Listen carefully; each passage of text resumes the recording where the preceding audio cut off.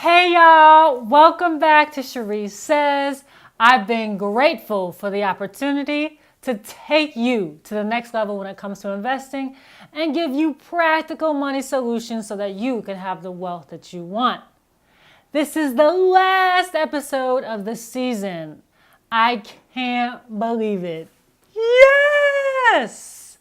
If you missed any of the episodes this season, you can always find them at www.charissesays.com. As always, tweet at me as the show is going on. Our last episode is on financial swagger, otherwise known as financial swag. Swagger is just how you present yourself to the world, how you handle situations. It's in your walk, it's in your talk. When you think of financial swag, I want you to have this in your mind. I'm bossy. I'm the first girl to scream on the track. I switched up the beat of the drum. That's right. I brought all the boys to the yard. And that's right. I'm the one that's tattooed on his arm. I'm bossy. Yep. Now that's what I call swag. On our last episode, we're going to do something a little different. We're gonna take it to the email. We received so many comments, questions, and feedback throughout the season, and so we wanted to address those questions. Now, there were a lot of great questions, and I wish we had all the time to address them all, but we picked two. And our first question comes from Jen. Here it goes. One of my biggest reasons for not moving forward with investing is fear. I'm afraid I will be judged by an advisor, afraid that I spend too much money to have any left over to invest. Ashamed to say it, but just afraid in general.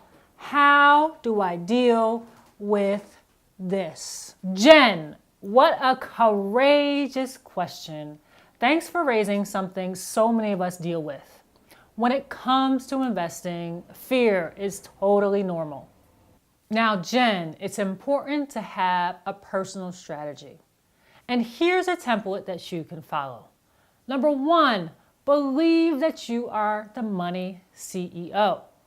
I talked about this in our first episode, and it's important to circle back because it'll give you confidence with investing. And if you have any doubts, do what Amy Cuddy does. Power pose! You gotta find a pose that works for you. Number two, surround yourself with an A advisor team. Remember, your advisor acts like your wing woman. So, if they are judging you, fire them. They're an F and you need an A. You're fired. And number three, spend on investing in you. And this gets to your fear of not having enough to invest. When that income comes in, allocate it first to investing, and then you can buy the clothes or whatever extras you want. Remember, it's all about when you spend that money. And so find the level that works for you and take action. Now that you have a personal strategy set up, Jen, you will be on your way. And it's not just for Jen, I'm talking to you, anyone who struggles with fear. And our second question comes from Marcus. Let's see what Marcus has to say. Charisse, what's your number one investing tip heading into the holidays? Thank you, Marcus, for your question. Now, we're already in December and you've probably bought your gifts and made travel plans, so I won't speak to that right now. I will say though, don't dig yourself into a credit card black hole.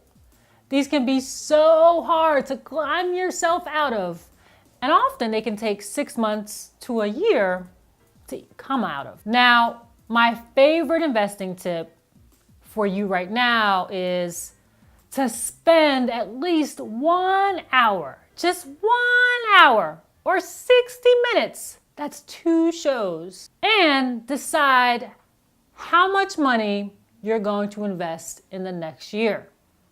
My husband and I do this every year, And it works great because we then work backwards to figure out what's the game plan to getting to that dollar amount. And once you have the dollar amount, you can combine that with your personal strategy and set yourself up for some pre-success.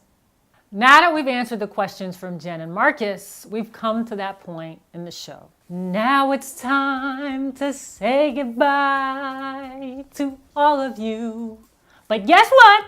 We'll be back in season 2, and you can get updates on when we premiere on my blog. And there's some things that I also need you to do. I want you to share this season with family and friends, and even strangers who could benefit from the show. And review the episodes if you need a refresher or just want to get some of that good content. And if anything's been particularly meaningful for you, come on back over to the blog and leave a comment. I want to hear from you. And finally, if there are topics or areas of concern or general interest, let us know as we prepare for next season. Before I go, I gotta say my thank yous. Don't worry, I'll be very brief. First and foremost, thank you to my Lord and Savior, whose grace is sufficient. For all of you who watched the show and enjoyed all of the episodes throughout the season, I thank you. For those who took it a step further by sharing the episodes, as well as leaving a comment or a question, I'm grateful. To my production crew, you see me every week, but it's them who make the Charisse Says show possible. And I thank you. To my husband and the rest of my family, too many of them to name, so I'll just say a general thank you, family. And last, but definitely not least, our show's sponsor for this first season, SoFi, a leader in marketplace lending. They refinance student loans, they provide mortgage loans, and even personal loans. And I'm repping SoFi. Here comes the crew to help rep them as well. They got financial swag.